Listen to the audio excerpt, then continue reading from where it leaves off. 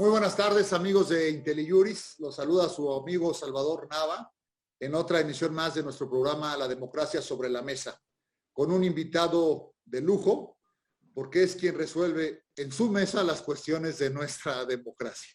Nada menos que el doctor Felipe de la Mata Pizaña, un magistrado de la Sala Superior del Tribunal Electoral del Poder Judicial de la Federación, importantísimo jurista mexicano, gran académico, demócrata, como dije primero, y es quizá que tenga el récord de más cargos en el Tribunal Electoral del Poder Judicial de la Federación. Empezó, no era niño porque era delito, era apenas mayor de edad cuando lo invitó el magistrado de la PESA a trabajar esa ponencia. Recorrió todos los escalafones del mismo jurisdiccionales, fue secretario general de acuerdos, fue magistrado regional y ahora es magistrado de la Sala Superior.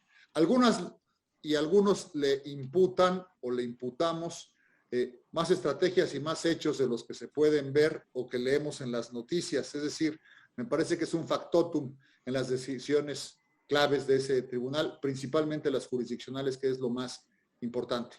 Señor magistrado, te agradezco muchísimo que nos hayas acompañado. Sabemos cómo está tu agenda, sabemos lo que están resolviendo. De verdad que eres muy generoso con tu tiempo, con el auditorio y con la academia. Muchas gracias, Salvador. En realidad yo soy el que tiene el honor y el gusto de estar con ustedes, los de IntelliJuris, y estoy listo, ahora sí que estoy listo para entrarle al tema. Déjame ir calentando motores, si me permites, sí. Señoría. Eres un jurista, yo no sé qué eres más, si jurista o juez o profesor. El tiempo nos los dirá, yo creo que tampoco tú, con todo respeto lo digo, tampoco te podrías calificar ahora mismo. Claro, en funciones eres todo un juez y un gran juez. Pero a ver tu biografía, ¿cómo que te revela más? Pero en esa calidad, digamos, de teórico del derecho, de conocedor del derecho, de un hombre experto en la praxis del derecho, ¿tú cómo calificarías la filosofía jurisdiccional de la Sala Superior? ¿En dónde la embonas? Perdóname que empiece por ahí. ¿Qué pregunta tan interesante, Salvador? Te voy a decir que me he echado solamente 15 años pensando en el tema. Me parece que hay claramente varios temas en torno a la definición de la filosofía judicial del Tribunal Electoral en su conjunto. Y la respuesta no es sencilla. A ver, lo primero que hay que decir es atender al momento de creación del tribunal ya como órgano de control constitucional a partir de 1996. Ese es el punto en el cual se puede ya hablar de un órgano garante de la constitucionalidad. Y justamente me parece que empieza el debate en torno a sí mismo que ha tenido esta institución históricamente. Claro, ha tenido que ver con las tres integraciones que hasta el momento ha tenido el órgano y por supuesto con la ideología de las personas. Pero también me parece que hay que decir varias cuestiones. La primera es, ayudó mucho a la formación de una filosofía muy particular del tema del control constitucional electoral que no fuera heredera, digamos así, del juicio de amparo. Me parece que si hubiera heredado el Tribunal Electoral todas las jurisprudencias del amparo, pues muy probablemente se hubiera ceñido exclusivamente a los criterios de amparo y por lo tanto a la filosofía y a las modernizaciones posteriores del juicio de amparo. Es decir, estamos ante una institución de control de constitucionalidad muy particular que empieza a reflexionar en torno a sí misma y en torno a la democracia mexicana a partir de 1996. Yo sostengo que la primera integración de la Sala Superior entre el año 96 y 2006, al llegar a la sala, justamente estaban, primero quiero decir que esa es la integración, mi integración madre, voy a decirlo así, con la cual yo me formo inicialmente, así que yo le tengo mucho respeto a todos los miembros de esa integración, a todos los llamo mis maestros, en realidad a todos los integrantes de la Sala Superior históricamente, todos han sido mis maestros. Pero esta primera integración me parece que se ve a sí misma y está justamente primero descubriendo un sistema de medios de impugnación en materia electoral que hasta 1996 no era integral. Es decir, hay que recordar que no se podía impugnar ante el tribunal todos los actos de autoridades, mucho menos los de partidos políticos. Tampoco se podía hacer control de constitucionalidad y el tema de autoridades locales no llegaba al Tribunal Electoral Federal. Esto significa que por lo menos lo que yo noté esos primeros 10 años es que eran, digamos, jueces que yo llamaría garantistas, que estaban en mucho preocupados por la acción. ¿Te acuerdas estas reflexiones que tenían los juristas romanos acerca de que, que no podía existir derecho sin acción? ¿No? Y un poco inspirados en las ideas de Ferrajoli, que justamente por esos años lo trajeron además a México a platicar de esta temática, y me parece que este debate ellos mismos lo resuelven tratando de que todas las vías, todos los derechos político-electorales pudieran ser garantizados a través de diversas acciones, inclusive de control constitucional, cuando no quedaba claro. Y es por eso que la Sala Superior, por ejemplo, empieza a hacer inaplicación de leyes cuando la propia Constitución no la autorizaba. Me parece que sí era una autorreflexión entre ellos y estaban verdaderamente muy preocupados porque además era la circunstancia de su tiempo garantizar que todos los actos y resoluciones, todos los derechos de todas las partes, recuérdese, ellos crean además esta jurisprudencia que garantiza la posibilidad de que los militantes de los partidos puedan efectivamente llegar a la Sala Superior a litigar esta temática sin que estuviera en la ley. Es más, estaba en un anteproyecto de ley digamos, de 1995 que nunca salió y lo quitaron. Y a pesar de eso, es decir, donde claramente quedaban constancias de que el órgano legislativo y el constituyente no habían de alguna manera deseado esa facultad para el tribunal, ellos desearon garantizarle a todos los militantes de los partidos la posibilidad de tener una acción y garantizar esa acción. Y por lo tanto, al garantizar esa acción, garantizar el derecho. Para cuando llega la integración de la que formaste parte y que por supuesto es mi segunda integración de formación, me parece que aquí empieza a haber un cambio de la temática. Es decir, así como la primera integración había sido muy procesalista, muy garantista, de alguna manera formal, me parece, y eso nos lo podrás tú comentar también, que empiezan ustedes a preocuparse sobre temáticas un poco diferentes. Es decir, a ver, fíjate tú cómo la primera integración trata los temas de indígenas por primera vez en la historia de México. Pero, vamos a decirlo así, la gran jurisprudencia indígena, pues es la que sobre pueblos y comunidades indígenas, es la que se desarrolla con la segunda integración.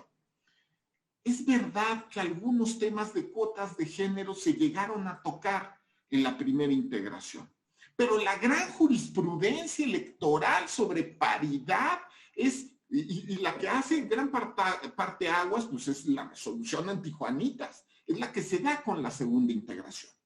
Me parece que ya estaba, digamos así, establecido un sistema procesal más o menos claro, existía ya un sistema integral y ustedes tenían quizá ya un debate más de protección del derecho. Y justamente me parece que nosotros también heredamos ese punto de vista. Si alguien me pregunta, ¿cuál es la filosofía actual de la Sala Superior? A ver, y esto es un tema a debate, y tú sabes... Esa es la pregunta. Eso, tengo un librito ahí publicado del tema. Era la segunda pregunta, malvado. Eso es... Me parece que la Sala Superior claramente es una sala, digamos, con una filosofía clara, digamos, influida por el principialismo, que podríamos llamar principialismo electoral. Sí. Es decir, las lecturas de Dworkin, Zagrebelsky, Atienza, Alexi, ¿no? Esto es, no necesariamente atender a la literalidad de la norma, garantizar el derecho fundamental, es decir, el derecho sustantivo y específicamente para los grupos en situación de desventaja. Te voy a decir algo, Salvador. me parece que fue, si te das cuenta, el trabajo que ustedes comenzaron a hacer digamos, con esta fórmula principialista, se termina de hacer aquí en varias maneras. Voy a tratar de ser breve, pero es que me parece interesante y quiero justamente dejar esto en el ambiente de los electoralistas. Mira, ustedes crearon la noción de paridad, por supuesto, vertical y paridad horizontal en ayuntamientos. Pero esta sala creó la noción de paridad en gubernaturas, ¿no? Es decir, la horizontalidad nacional, lo cual ese es un, ¿no? Si te das cuenta, es el perfeccionamiento del concepto. Es correcto. Hace unos días acabamos de establecer el Congreso, la Cámara de Diputados, 250 varones y 250 mujeres. Y acabamos en una sentencia del Estado de México, del Congreso del Estado de México, de garantizar también que todos los congresos locales del país sean paritarios. Se ha aumentado la temática y un día podríamos discutirlo y me parece súper interesante el tema, cómo se ha perfeccionado, me parece, el tema de derechos de los pueblos y comunidades indígenas, pero se han ampliado además acciones afirmativas en todos los congresos y sobre todo en la Cámara de Diputados, específicamente para discapacitados, el colectivo LGBT+, afrodescendientes, y se creó la cuota de diputados migrantes. Si tú te das cuenta, me parece que se ha privilegiado el derecho sustantivo de las personas a fin de crear una democracia más plural, de garantizar el principio de igualdad y, por supuesto, los derechos de la minoría. Y me parece que eso ha sido en el ejercicio del poder contramayoritario de la Sala Superior. Qué bárbaro. Muy bien. Fíjate, Felipe, yo viví una parte trágica en mi vida que fue deshacerme de buena parte de mis libros, ¿no? Por una mudanza me tuve que reducir. Me traje unos al despacho, otros a la casa de campo, o tuve que regalar, tuve que donar, y al momento de hacer la selección, al principio debo confesar que hubo unos demasiado fáciles. El clásico libro que es la memoria del coloquio del tercer congreso de derecho, estoy inventando, el de derecho laboral del estado de San Juan de los Palotes, la verdad que no. Y en materia electoral nos estaba empezando a pasar algo así. Es decir, tengo muchos libros, estoy hablando de las publicaciones, no ni del tribunal ni de nadie en particular, pero hay muchos libros muy parecidos o que parecieran refritos, los autores se repiten, algunos de algunos institutos hacen, digamos, convocan y vuelven a como refritos, o esa impresión me da, es decir, leo y difícilmente me encuentro cosas nuevas. A ti te debe pasar más, que estás más, digamos, en el tema. Pero lo quiero decir para felicitarte por ese libro. Yo creo, y se lo digo a todos los que les gusta el tema, que Justicia Electoral Principalista es un libro que hay que leer necesariamente. Me gustó muchísimo, me vi reflejado en algunas sentencias y jurisprudencias, lo cual me gusta y creo que eres muy objetivo y es algo muy difícil de lograr porque tú y el tribunal tienen una relación absolutamente subjetiva. Por más de que seas juez y trates de, digamos, impartir justicia objetiva, digamos, tu relación para evaluar el tribunal es así. ¿Y qué otra diferencia ves en las integraciones, Felipe? Déjame ir un poco más allá. Déjame ser un poco más morboso. Hablando de política judicial, por ejemplo. Hay también algunos sesgos que yo advierto, pero quiero ver cuál es la postura de un magistrado en funciones. Bueno, a ver, me parece, te voy a ser sincero, me parece que la justicia electoral ha necesitado, ya desde hace un poquito de tiempo, pero necesita pues una modernizada, vamos a decirlo, y se le ha ido dando. A ver, mira, Salvador, desde que llegamos esta tercera integración de la Sala Superior, empezamos a trabajar el tema de justicia abierta de inmediato. Es decir, algunos de nosotros, inspirados, seamos sinceros, en mucho del trabajo que tú dejaste, porque tú fuiste el primero en hacer el tema de infografías, por ejemplo, ¿no? O tú creaste el concepto de tribunal abierto refiriéndote al tribunal electoral. Pero bueno, continuando el trabajo que tú dejaste, tratamos de comunicar mejor al justiciable, pues justo el contenido de las sentencias.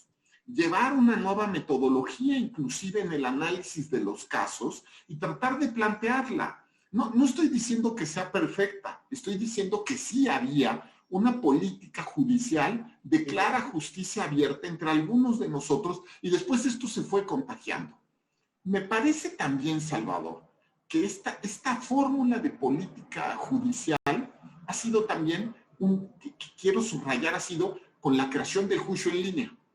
Hay que recordar que se creó el juicio en línea sin que existiera regulación alguna al respecto. Fue un acuerdo de la Sala Superior. Sí. Es más, lo hicimos tímidamente a través de 3 diferentes acuerdos, porque de verdad yo tenía muchas dudas si podíamos hacerlo. Y al final lo terminamos haciendo, ¿no? Pero sí que fue por lo menos el análisis de si era razonable. La tercera, y me parece la más importante, me parece que ya hay claridad respecto de que la justicia electoral tiene que ser totalmente autónoma del Poder Ejecutivo y otros órganos del gobierno. Me parece que a estas alturas, más allá de chismes, porque Dios, los electoralistas, vaya que somos, pues como digamos, comunicativos, ¿no? Como diría mi mamá.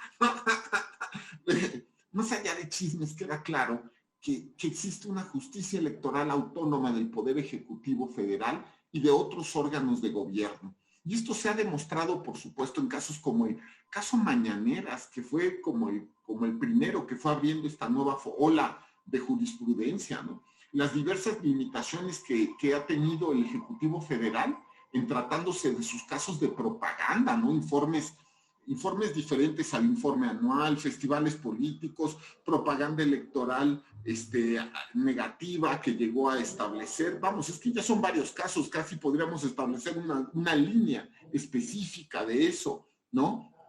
Me parece también que dentro de la política de la sala ha sido un debate intenso, constantemente difícil, pero tú sabes cómo funcionan los colegiados, ¿no? O sea, estar en un colegiado siempre es duro, pero al mismo tiempo me parece que al final del día hay que analizar al colegiado por sus resultados, no por sus chismes, ¿no? Pues, vamos a decirlo está así. muy bien. Lo que pasa es que cuando este colegiado se dedica a juzgar cuestiones políticas, entiendo la dificultad. Hay algunos casos que son muy sonados que en realidad sabemos no es difícil de decidir, porque jurídicamente, digamos, la propia litis traba el camino o muestra el camino para resolver conforme a la Constitución, conforme a principios, con los propios precedentes, o en algunas ocasiones ni siquiera hay que interpretar mayor cosa, la norma es muy clara. Sin embargo, están en el ojo del huracán siempre, o el tribunal está en el ojo del huracán siempre.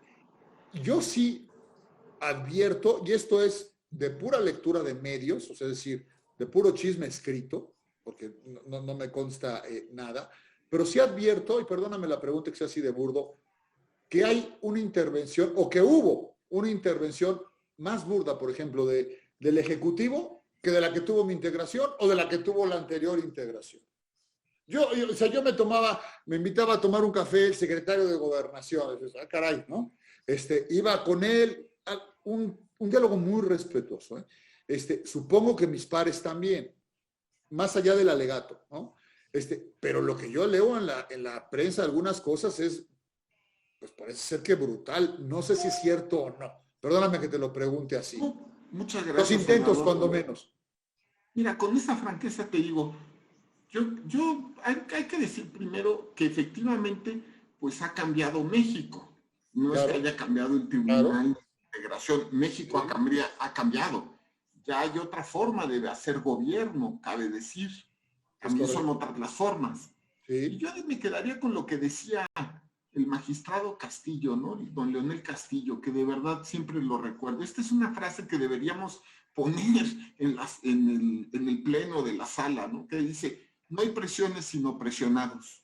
Así es correcto. ¿No? Más allá, a ver, y doña Alfonsina me lo dijo una de las últimas veces que hablé con ella, justamente me recordaba que los jueces tienen que ser valientes y que más allá de presiones, amenazas o cualquier otra cosa, es correcto. Pues, el juez tiene que ser libre para juzgar. Sí. Yo quisiera subrayar esto, ¿no? Entonces, más allá de que México cambie, más allá de que las formas políticas cambien, más allá de las presiones o amenazas, yo, la verdad, te soy sincero también, es que siempre he sido libre para emitir mi voto. No, yo lo sé. Es decir, Si hubieron o han habido presiones, no han surtido efecto, ¿no? Y esto se puede demostrar con las sentencias, ¿no? Esa es la cuestión. Ahora, es imposible no hablar del cambio de administración, ¿no? En la titularidad de la administración. Y en este sentido veo un énfasis del magistrado presidente Rodríguez, tuyo, de otros colegas, que yo me atrevería a decir la mayoría, mi opinión, en donde hablan de justicia sin colores, justicia electoral sin colores. Mira, parece una obviedad, pero es muy importante recalcarlo, decirlo. Es una pregunta. Justicia sin colores. ¿Qué me dices? Fíjate que justamente este es el nombre de la charla, porque me parece efectivamente que en los últimos meses nos hemos visto muy preocupados por manifestar y evidenciar que en el tribunal no hay color, ni en las resoluciones, ni en la fórmula de desarrollo del caso, vamos, en nada. Se resuelve conforme a derecho y de acuerdo a la fórmula constitucional.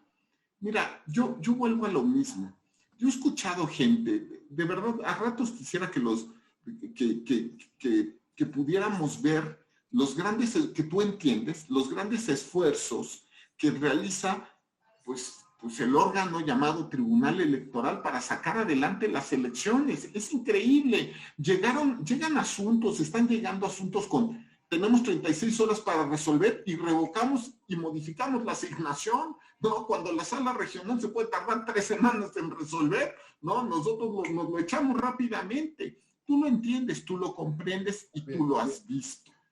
Y sin embargo, me queda claro que ya se percibe en el ambiente que hay un tribunal autónomo, un tribunal libre y un tribunal, diría yo, con una filosofía clara de interpretación constitucional. Y me voy a echar el comercial. Y el que no lo crea, que lea el libro. Porque si te das cuenta el libro que tienes en tus manos, pues es un libro que justamente demuestra que hay claramente una tendencia principialista.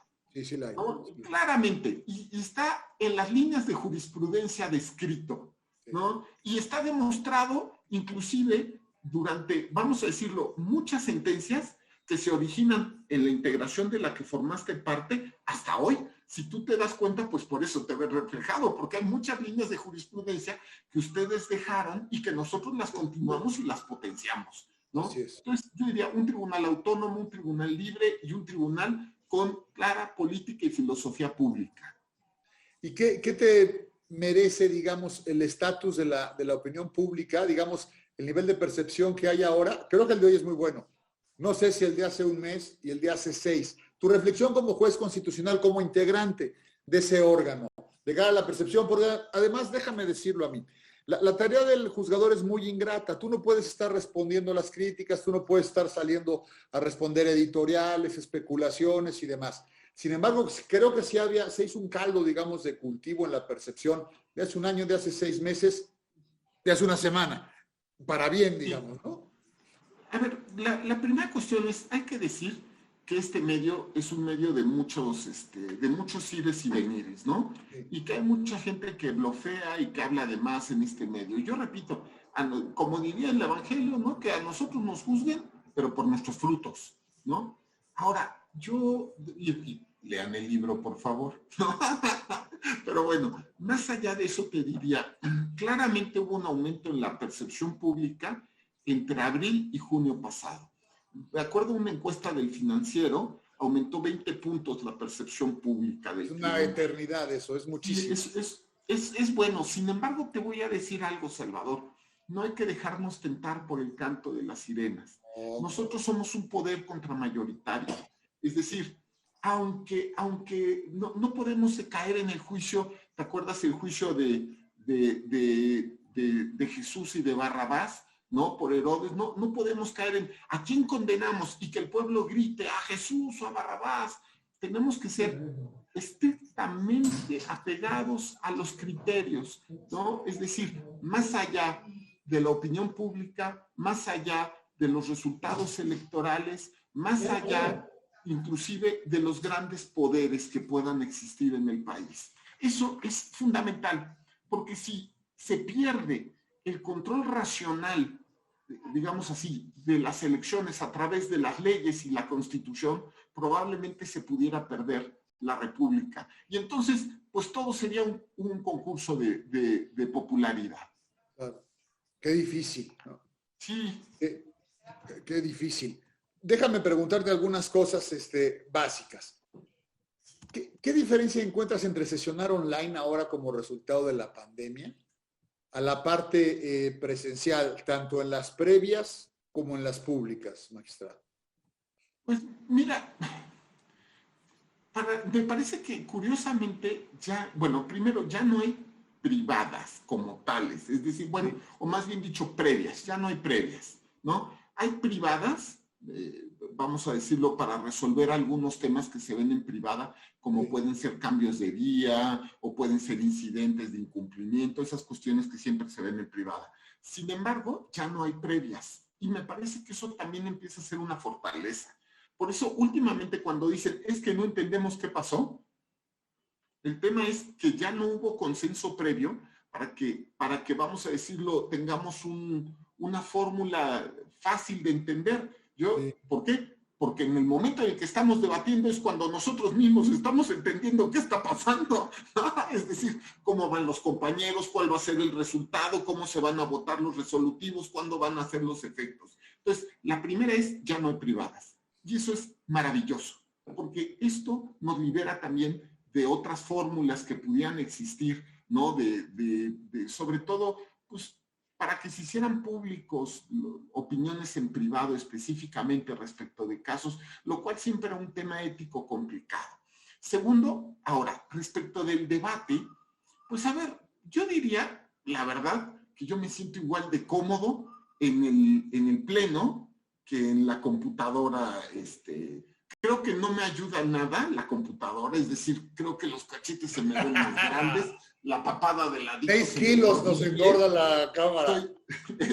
Soy muy gesticulador, entonces luego estoy así y se me ve en la sesión, pero te soy sincero, me parece que es un mecanismo sumamente efectivo.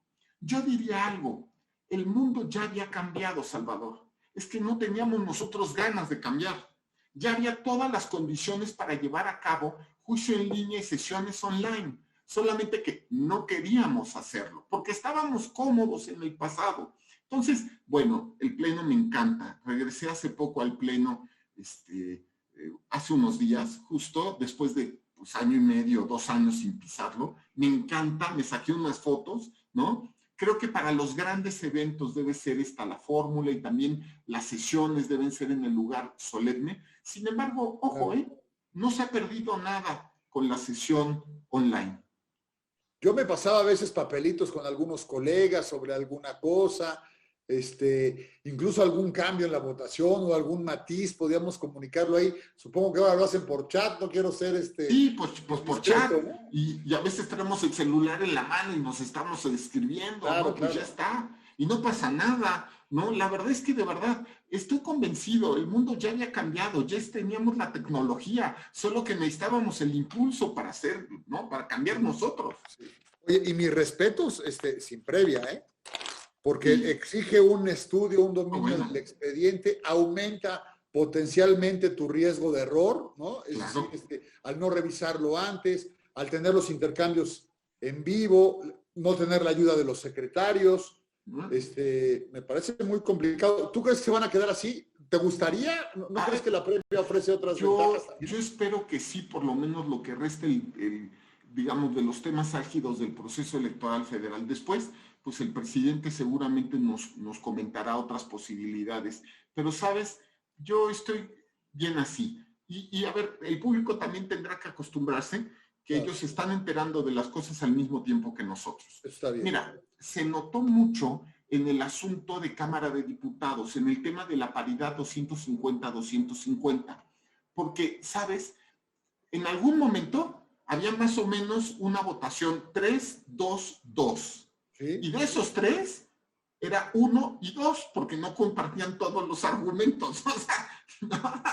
Entonces, por eso, en ese momento el magistrado Reyes, hoy nuestro presidente, justamente dice, oiga, ¿podemos hacer una pausa? Porque tenemos que consensar.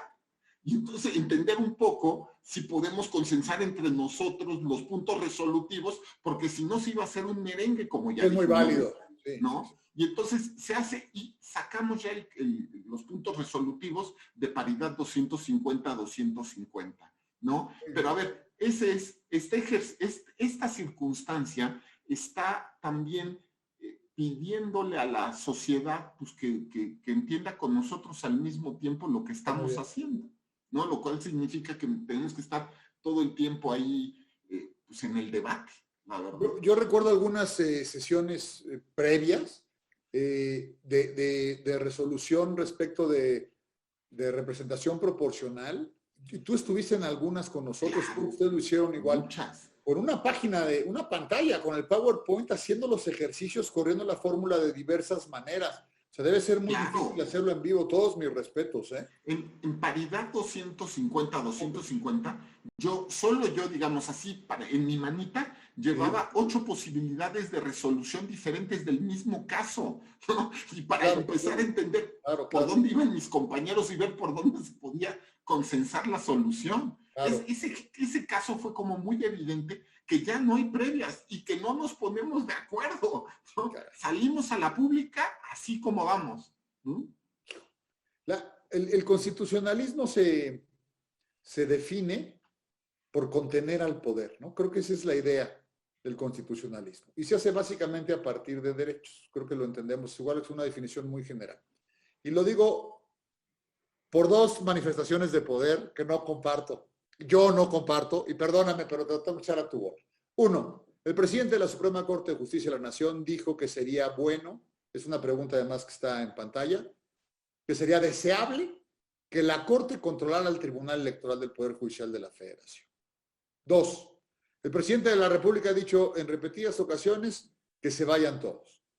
La primera me parece un error de la autonomía de un órgano constitucional, de un órgano límite, no entender el diseño constitucional, eso lo digo yo, es decir, la idea de tener un órgano límite que es el Tribunal Electoral, con palabras lisas y llanas para los no juristas, pues el Tribunal es la Suprema Corte en materia democrática, electoral y política, es así de sencillo, ¿no? Y lo del presidente pues, de la República pues, me parece lamentable, es decir, que se vayan, yo creo que no es una cuestión de sujetos, pero habla cada vez que lo controlan, de los órganos que lo controlan, mi postura es que no tolera, digamos, el ejercicio del control sobre el ejercicio del poder. Con tus palabras, lo más matizado, no sé si te merezca alguna opinión, las 2 cosas, querido magistrado. No, a ver, fíjate que respecto a la primera, no conozco qué es lo que el pronunciamiento del presidente de la Suprema Corte, entonces respecto de esa, no me voy a pronunciar. Respecto de lo segundo, sí. A ver, hay que decir varias cosas. Si llegan a irse alguno de los magistrados electorales, y lo voy a decir con mucha franqueza, no podrá haber paz en la República nunca más, porque no podrá haber nunca un magistrado de un tribunal electoral que pueda con estabilidad resolver, porque sabe que si algo no le gusta a alguien que esté en el poder, lo van a correr. Entonces va todas las mañanas a tener que amanecer con una gran sonrisa para enseñarle a todos los que tengan el poder. Ahora, más allá de eso, me parece que si analizamos varios precedentes de la Corte Interamericana, nos vamos a dar cuenta que el principio de estabilidad, de independencia y de imparcialidad de los jueces se encuentran íntimamente relacionados. Es decir, ¿dónde quedaría la independencia y la imparcialidad del juez? Claro. Si en cualquier momento lo pueden correr porque algo no les guste. Algo que no les guste respecto, no de un tema de responsabilidad administrativa del específico juez, sino un tema pues, de ideología o un tema de interpretación constitucional o un tema de no me gusta cómo trabajan o no me gusta cómo resuelven. Y más cuando estas cuestiones se encuentran relacionadas con las sentencias de la Corte Interamericana. Voy a mencionar 2 por decir, pero es que son, de verdad, inclusive hay de la Corte Europea. Está el caso famosísimo de Perú contra Tribunal Constitucional contra Perú y por supuesto Ecuador, Tribunal Constitucional contra Ecuador. ¿De acuerdo? A ver, estas cuestiones son claras. Muchos van a decir, tenemos el precedente de 1994, ¿no? Por ejemplo. Pero te voy a decir algo, Salvador. Algo pasó muy importante en México en 1998. Y lo que sucedió fue que México adoptó el Estatuto de la Corte Interamericana de Derechos Humanos. Es verdad, ninguno de los ministros, que por cierto se fueron jubilados, es decir, con una jubilación por el resto de su vida, ¿de acuerdo? Impugnó, pero es que tampoco tenía dónde impugnar. A partir de 1998 se creó la Vía Interamericana. Más allá de otras cuestiones, me parece que tenemos, y como experto de alguna manera en control de convencionalidad, me parece que tendríamos todos que tratar de que la Constitución mexicana tenga lecturas justamente de orden y congruencia con el orden comunitario. Y eso te lo dice alguien que ya solo aspira, digamos así, porque yo ya no aspiro a hacer otra cosa que no sea bien mi papel por los 4 años y piquito que me restan. Esa es la verdad. Es decir, no quiero ser ministro de la Corte, lo he dicho de manera pública. Es más, personalmente me parece que nos tendrían que prohibir aspirar a ser ministros de la Corte. Y me parece también otras cuestiones, pero no voy a decirlo por prudencia, que también deberían haber varios cambios específicos en el sistema. Cambios en el sistema, muchos. Mejoramientos, todos. Pero ir en contra de la estabilidad judicial y al principio de independencia e imparcialidad es pregunta. ¿Es razonable? Y después de eso, ¿es convencional? Yo creo que no. Y después hubo unas declaraciones del canciller Ebrard, no a propósito de esto, pero yo le veo relación con todo lo que estamos hablando, que quieren mandar una iniciativa para deshacer la OEA, volver a fundar alguna organización y demás. Es decir, yo creo, mi interpretación, esto lo digo yo, un libre pensador, académico, sin ningún cargo, pues que no tolera el gobierno actual, digamos, algunos controles elementales, y entre ellos están los supranacionales y los comunitarios, al ser parte de la propia convención, ¿no? Pero bueno, no te meto ahí en problemas. Pero sí te pregunto sobre la reforma electoral, es decir, muchos hablan de la reforma que viene. Tú mencionaste lo de la prohibición de los magistrados de la Sala Superior para ser ministros, que me parece espléndido. Yo diría, tú eres muy prudente, pero yo diría que los regionales no deberían ser magistrados de la Sala Superior porque tienen el mismo canto de las sirenas. Yo advierto una franca...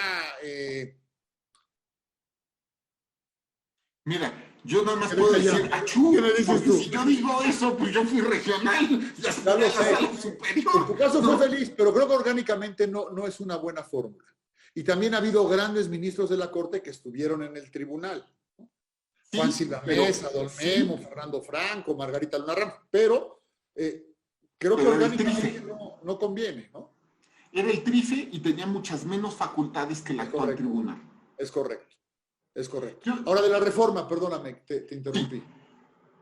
Mira, de la reforma hay que decir varias cuestiones. Yo oigo mucho de las reformas, mucho, pero nadie me alcanza de decir cuáles son las ideas de la reforma. Claro. Es decir, reformemos. Y otra vez, está muy bien, es que yo sí creo en el cambio. Tan es así que, bueno, pues desde hace casi 5 años, pues estamos en la lucha de la justicia abierta, estamos en la lucha de tratar de hacer una forma nueva de comunicar, ¿no? De inclusive administración judicial. Tú alguna vez has sido un alegato a mi ponencia, quizás has visto cómo está diferente, inclusive la forma de hacer la ponencia, de generar procesos judiciales, ¿no? A ver, yo creo en el cambio, pero que me digan cuál es el contenido. Yo tengo muchas propuestas, muchas. Mañana podría empezar a redactar muchas ideas. Si alguien me pregunta, yo creo que de verdad, y lo estoy diciendo desde hace 3 años, pero bueno, se necesita una nueva ley adjetiva en temas de procedimientos electorales. O sea, de verdad nuestra ley es confusa, barroca, anticuada, pero bueno, a ver, me parece inclusive que es ridículo que hagan reformas electorales, ¿no? La de 2007, la de 2014, pero no hayan sacado ninguna ley que haya modernizado la justicia electoral en términos adjetivos. A ver, pero a ver, repito, yo quiero oír propuestas que no sean más allá de que se vayan todos. Y repito, quiero oír propuestas que perfeccionen el sistema, que tengan una congruencia entre el control de constitucionalidad y el control de convencionalidad, que hagan posible la compatibilidad entre la Constitución mexicana y todos los derechos que se encuentran en el derecho comunitario americano. Me parece que eso sí que sería importante. Y por otra parte, eso de alguna manera, esa ha sido base del principialismo electoral, ¿no? Todas las acciones afirmativas, estaba escuchando, esta es la primera vez, a ver, escuchaba a la periodista Katia de Artigues, que ya ves que ella se encuentra muy vinculada con los temas de la lucha de discapacitados, ¿sí? ¿No? Y decía, esta es la Cámara de Diputados donde más discapacitados han llegado en la historia. Estoy seguro de eso. ¿Y por qué estoy seguro de eso? Gracias a las acciones afirmativas que estableció el tribunal en una sentencia que a mí me pareció histórica, si recuerdo fue de marzo de este mismo año, ¿no? Que obligó al INE a establecer las acciones afirmativas, así de claro, ¿no? Y podríamos ir en todos los casos, en el colectivo LGBT+, estaba escuchando que al menos hay 4 mujeres trans, ¿no? Ya no digamos el tema de afrodescendientes, y un tema que a mí me parece súper importante, ¿no? Diputados migrantes. Diputados migrantes. Esto es una creación completa de la jurisprudencia electoral moderna. Otra sentencia de febrero, marzo de este año. Vuelve a ser lo mismo. Es que de verdad a mí me gustaría un debate amplio en torno a una reforma electoral con contenido. Eso me encantaría. Claro. Y me gustaría más que, bueno, a ver, después de 25 años de estar en el tribunal o algo parecido a 25 años, pues me gustaría que a muchos de los que tenemos mucha idea de los procesos electorales y justamente, y que hemos vivido, este es mi 10º proceso electoral federal, Salvador, ¿no? ¿Noveno? Va, noveno, ya me acordé bien. 9º proceso electoral, es que ya pierde uno la cuenta, ¿no? Mi 9º proceso electoral federal, ¿no? A ver, estoy seguro que hay mucho personal en el tribunal, muchos juristas importantes, académicos de importancia, que tienen mucho que decir, que mucho aportar al contenido. Sin duda. Y a falta de estas propuestas, concretamente tanto de la reforma como la ausencia de normas, déjame leerte una pregunta de Carlos Angulo que dice, ¿hasta dónde se estira la liga en relación con las facultades del tribunal para generar normas que no provienen del Congreso, sino que derivan de la falta del Congreso por cumplir los preceptos constitucionales que ordenan crearles normas? La pregunta es muy buena, porque identifica el tema. Tenemos por un lado el derecho, ¿sí? Pero no tenemos, digamos, el desarrollo legislativo del derecho. Y aquí podrían haber 2 actitudes. Una actitud de decir, uy, pues mientras esto no se encuentre legislado, no podemos hacer nada, qué bonita es la Constitución, es un poema maravilloso, vamos a recitarlo, pero nunca cumplirlo. Y la otra posibilidad es que el Tribunal Constitucional, como lo ha hecho, asuma su papel de corte constitucional e inmediatamente imprima la obligatoriedad de la Constitución. Así, de manera directa, como pasó con la primera sentencia de amparo. No se necesitaba ley de amparo, simple y sencillamente había que proteger un derecho. Pues es igual. Ahora, ¿hasta dónde se estira la liga? Pues yo diría, ¿hasta dónde se encuentre el derecho constitucionalmente protegido? ¿No? Y eso es el tema. Si te tomas en serio el principialismo electoral, tienes que justamente dar el paso y decir hasta el punto en el cual el derecho constitucional está totalmente protegido. Digamos que es el concepto de contenido esencial, ¿no? Exacto, es un tema de contenido, ¿no? Y de derecho sustantivo. Nada de que ojalá y en otra época pudiera hacerse, no. Que se haga cumplir este derecho específicamente establecido en la Constitución. Hubo muchas resoluciones de otras épocas de la Corte donde decían que no podían aplicar el derecho a falta de ley, ¿no? Una vergüenza, ¿no? Pero mira, Salvador, fíjate, ahora que estamos viendo todas las cuestiones de actos negativos del Congreso, vamos a decirlo, ¿no? Pero me acuerdo que en tu integración comenzó el tema. ¿Te acuerdas tú con el tema de candidaturas independientes? Que primero se reformó, si recuerdo bien, es el artículo 35, no me acuerdo si es el 35 sí, 35 de la Constitución, pero de forma aislada. Antes de la gran reforma de 2014, estableciendo la posibilidad de que existieran candidaturas independientes. Me parece que fue en 2012 esta reforma. Y ustedes lo que dijeron fue, llegaban personas que decían, quiero ser candidato independiente. Y ustedes lo que decían es, muy bien, no hay legislación, pero la OPLE que venga a regular el tema, ¿te acuerdas? Pues si te das cuenta, el mismo trabajo que ustedes hicieron, lo llevamos a todos los derechos sustantivos. Por eso digo que la consolidación del principialismo electoral comienza en la segunda integración, donde va justamente iniciando estas ideas que nos van llevando a la protección del derecho sustantivo más allá de la acción. Muy bien. ¿No? Oye, ¿y tus compañeros se asumen también principialistas? No sé, hay que preguntarles a ellos. La verdad es que no creo que hayan leído mi libro todavía porque es muy nuevecito, pero se los voy a regalar, ¿no?, en estos días. Algunos sí. Oye, a mí, déjame cometer una indiscreción. Estaba yo tomando un café en una terraza, fuera de un parque así como conocido de mucho tránsito, y tenía tu libro, me suelo llevar algunos libritos ahí a echar café. Y me encontré un magistrado regional. Y me dijo que era buenísimo tu libro, que ya lo había leído, me impresionó mucho, y estuvimos platicando sobre él. ¿Qué tal? ¡Qué padre! No, ¿quién? Porque era Juan Carlos Silva y no sé si... bueno, sí. Que quede aquí entre nosotros, nada más. ¡Qué buena onda! Sí, pero para que sepas, ya lo leyó completito, porque además me dio algunos tips, me echó a perder otros, pero la verdad que muy bien. Oye, hablando de las salas regionales, déjame decirlo a mí.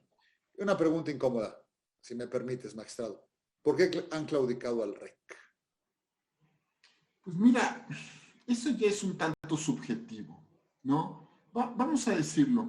O claudicaron una época, no sé, creo que la están abriendo un poco más ahora. Sí, a ver, es un tanto subjetivo, pero sabes, el sistema específicamente, como está hecho, es, regla general, no se entra al recurso de reconsideración respecto de los actos que sean definitivos de las salas regionales.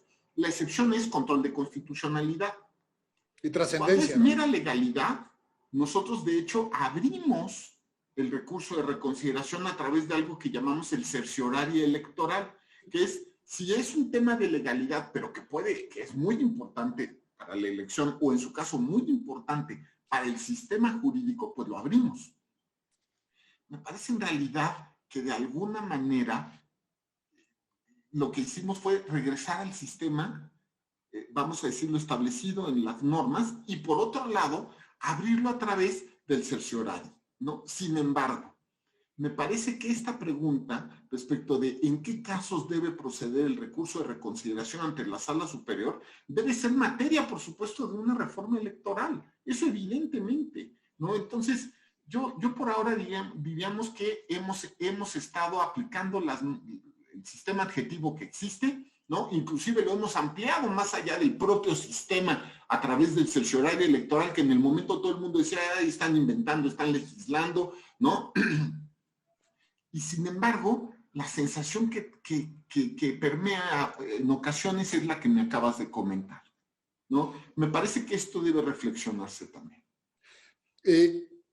En el foro se habla, perdóname que te lo diga así, es un rumor, a veces lo comparto, que las salas regionales deciden con no tanta profundidad o son más libertinos en su manera de resolver porque saben que no van a entrar ustedes a revisar. Es decir, se permiten algunas licencias. No sé si lo hagan exactamente así, digamos, pero cuando sabes que te van a controlar, digo, es algo antinatura porque los hombres somos y las mujeres somos libres, pero cuando sabes que te van a vigilar, eso me pasa a mí desde que hacía la tarea de niño, la hacía mejor, ¿no? Es decir, mi mamá la iba a revisar.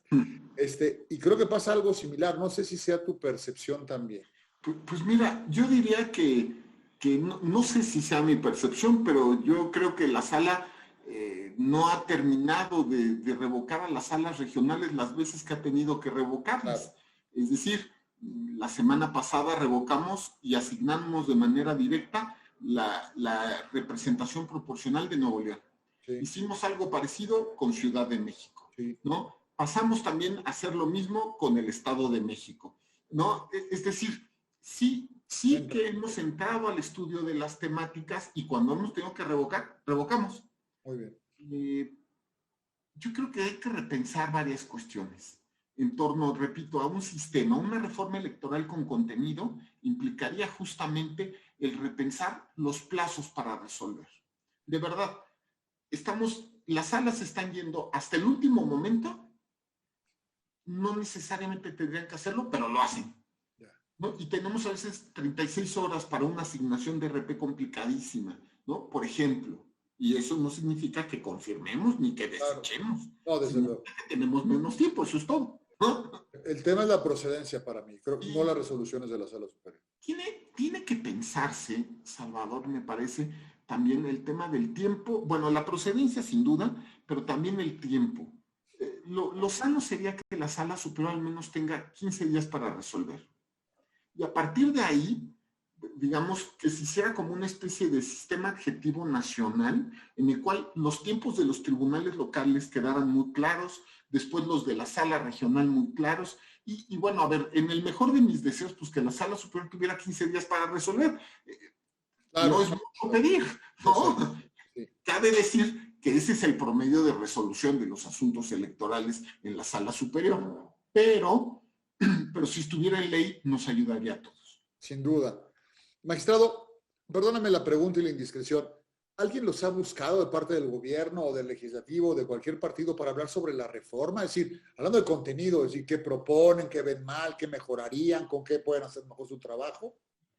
Pues habría que preguntarle al presidente si lo han buscado, o al presidente Reyes, o al presidente Fuentes, o al presidente Vargas en su momento. Yo puedo hablar por mí nada más, ¿no? A mí nadie me ha buscado para ver el contenido de una reforma electoral. Eso sería muy interesante. Y yo mañana me pongo a trabajar, ¿eh? Bueno, claro, pero mañana no sé, pero pasado. En la reforma del 2007 y el 2014 nos tuvieron la consideración, y me parece que la diferencia técnica, no estoy hablando política, de tomar en cuenta algunas consideraciones para hacerlas viables. Y es también tradición, me parece que una buena tradición de colaboración informal entre poderes, que el poder legislativo cuando va a reformar el judicial, me parece que en cualquier país democrático, hombre, toma en cuenta lo que hace, cómo podría mejorar las áreas de oportunidad, porque nadie conoce más los defectos de la judicatura que quienes la integran, es algo evidente, porque ese es su día a día. Ojalá que los busquen después de, pues si hay tanto ánimo, que digan por qué y técnicamente cómo lo harían, ¿no? Yo diría algo más, es que algo curioso.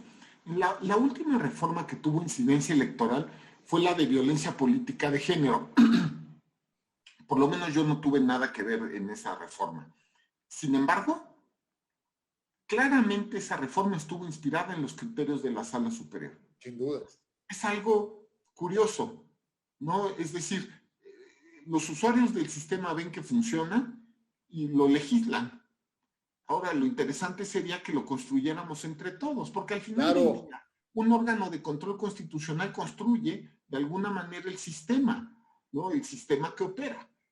Es que mi manera de explicar el derecho a los muchachos de primer semestre o incluso a los de preparatoria, decir, a ver, ¿cuál es la dinámica jurídica? La norma dice A, el legislador dice A. El problema es que una persona por A entiende B y quiere hacer valer su derecho, pero otro dice, no, yo entiendo C. Y el juez dice, bueno, por A no vamos a entender ni B ni C, sino D, ¿no? Y entonces el legislador después dice, bueno, tomemos en cuenta las razones del juez que dijo D para ver por qué no es ni B ni C, A y hagamos un nuevo E. Y así se va, digamos, así hemos evolucionado siempre. No tomarlos en cuenta de manera formal a mí me parece un error, lo digo yo, no lo dices tú. Una pregunta que nos va a ilustrar a todos los que no viven la tripa ni el corazón de la judicatura ni del tribunal electoral de este órgano tan importante. ¿Cómo es tu día, magistrado? ¿A qué comisiones y a qué comités perteneces? O sea, un día normal de Felipe de la Mata, para que sepan, una semana normal. Nada más para que tengan una idea de qué estamos hablando. Mira, pues tú lo sabes muy bien, Salvador. Pero el público no. Pero mira, la primera es, yo he seguido dando clases, nunca he dejado de dar clases desde hace 25 años. Entonces, por ejemplo, yo doy clase de 7. Entonces, mis amaneceres al menos 2 veces a la semana son tempraneros, la verdad, ¿no? Y después de eso, la verdad es que muchas veces tengo algún desayuno de trabajo, sea con mis colaboradores, sean con otras personas, pero siempre son normalmente desayunos de trabajo. A partir del desayuno de trabajo, tengo mi día completo, desde análisis de trabajos académicos o preparación de algunos. Algún día ojalá se pueda más tiempito, pero bueno, por lo pronto lo que se pueda. Y por supuesto, el análisis concreto de los expedientes, el turno del expediente, llega el expediente, a quién turnarlo, conocer a las personas, identificar cuáles son los asuntos para el secretario adecuado y por supuesto revisar el proyecto, etcétera. Esa es la chamba de arrastrar el lápiz. Sí. A eso, adicionalmente, pues yo por ejemplo pertenezco al comité académico editorial del tribunal y la verdad es que es una de las chambas que más disfruto, porque eso me ha implicado mucho con la Escuela Judicial Electoral, sí, ¿no? Y entonces, la escuela, yo estoy muy orgulloso del trabajo de la Escuela Judicial Electoral. Me parece que ha sido un trabajo muy bueno, que lo mismo tienen cursos de gran calidad. Por ejemplo, trajimos a México cuando se podía traer a México, cabe decir, ahora será por videoconferencia o ha sido por videoconferencia. Trajimos a algunos de los más grandes constitucionalistas de España para traer justo una especialidad para nuestro personal, es decir, para nuestros secretarios, tratando de que se eleve el nivel de capacitación de nuestros secretarios. El año pasado trajimos el curso de Girona, de Jordi Ferrer, justamente. Si no vino Tarufo fue nada más porque lamentablemente falleció, ¿no? Por videoconferencia también, ¿no? Pero al mismo tiempo nos hemos dado a la tarea de capacitar decenas de miles de personas, por no decir centenas de miles, porque la escuela ha podido capacitar en años alrededor de 300,000 personas, que son público. En tu integración, perdón el paréntesis. Sí, solamente en un año, ¿eh? O sea, ahorita debemos andar, el año pasado concretamente, la Escuela Judicial pudo capacitar así decenas, centenas de miles de personas que querían acceder a la cultura electoral a través de diversos contenidos. Primero, por supuesto, maestrías, diplomados, doctorados, especialidades, sí. Pero más allá de eso, cursos de autoevaluación de cada una de las personas cada una de las personas que quiera acceder a ellos puede acceder pues en cualquier momento. ¿Quieres aprender algo de derecho electoral ahorita? Métete a un curso de la Escuela Judicial ahorita. Y si tienes tiempo y ganas y mucho tiempo, porque a veces son un poquito larguitos, acábalo ahorita, ¿no? Esto implica justamente que de alguna manera se ha llevado la cultura judicial pues a todo México, porque además el deseo de que la escuela judicial no sea nada más una escuela de los jueces electorales de México, no sea nada más una escuela de los secretarios de México, sino una escuela de cultura electoral. Eso también es una forma de ver las cuestiones de la escuela judicial. Y cabe decir que todo eso la escuela lo hace con 10 profesores, porque eso es todo lo que tiene la escuela. Pero el tema es que también tenemos muchos magistrados que afortunadamente tienen vocación de docente, tenemos muchos secretarios que tienen vocación de docente y los estamos invitando a eso. Entonces, te puedes dar cuenta, prácticamente no vivo, ¿no? Porque además, te soy sincero, no me siento contento si no estudio algo. Es decir, más allá de mi trabajo, no me siento conmigo mismo bien si ese día no estudié algo, o por lo menos leí algo interesante, ¿no? Para estar también generando ideas constantemente, ¿no? Entonces, pues te puedes dar cuenta que en realidad duermo poco, pero vivo mucho. Y creo que esa es la mejor combinación. Claro. ¿No? Lo que hacen en la escuela judicial es justo lo que queríamos hacer aquí en IntelliJuris, ¿eh? Tener a personajes de tu talla, digamos, de manera accesible. Tenemos ahora casi 200 participantes, más los de YouTube, más los que se repiten. Es justamente, me parece que hacia allá va el mundo, por eso lo estamos haciendo, y lo estás haciendo tú también. Y la verdad que lo celebro, ¿eh? Dime, déjame hacerte una pregunta. Dime. No, y ahora lo interesante es que la escuela, ya, por ejemplo, ya estamos teniendo solicitudes para los diplomados de personas de toda Iberoamérica. ¿no? O sea, y no estamos haciendo publicidad en ningún país de América, simplemente se está corriendo la voz entre Contenido. académicos y de repente tenemos así no, pero no de repente, para la última maestría ya teníamos 5 solicitudes de Iberoamérica, de diversos Claro. países de Iberoamérica. No, es buenísimo. Y dime una cosa, ¿tú notas una mejora en el gremio a partir de la incidencia de la escuela? Magistrados, jueces locales, partidos políticos, abogados postulantes. O sea, el diálogo que tienes con las demandas, con los justiciables, con las publicaciones, ¿puedes ya medir? ¿Crees que ya han germinado, digamos, algunas semillas? Yo te soy sincero, Salvador, yo creo que no me, claro, es que yo podría decir sí, mucho y todo va No, no, perfecto, tu pero percepción, yo sabes, sé que eres muy hasta que sensato. no lo midamos es algo que no sabemos. Yo en eso soy muy tecnócrata. Yo quisiera medirlo a través de alguna, y por ejemplo, cuando estaba con el presidente Reyes dando una vuelta por el país hablando de justicia abierta, que él decía que era casi una evangelización, ¿no? Y de alguna manera lo Que lo era. es, lo es. Claro, nos pasamos un año viajando por todo el país llevando el tema. A ver, al terminar, ya no lo hicimos porque se vino todo el proceso electoral de 2018 y la complicación. Pero, ¿sabes? Yo le decía al presidente, ¿sabes? Aquí lo interesante sería que nos pusiéramos como meta, vamos a decirlo así, que hiciéramos una evaluación de qué tanto está funcionando y penetrando el tema de justicia abierta. Y empezábamos a platicar y decíamos, Claro. vamos a hacer cuestionarios, vamos a preguntar, vamos a identificar, ¿no? Si alguien me dijera cuál es mi sensación en justicia abierta, yo diría la evangelización surtió efecto. Pero te soy sincero, mientras no tenga fórmulas de medición, no me atrevo a dar no, bueno, pasa lo mismo con la escuela.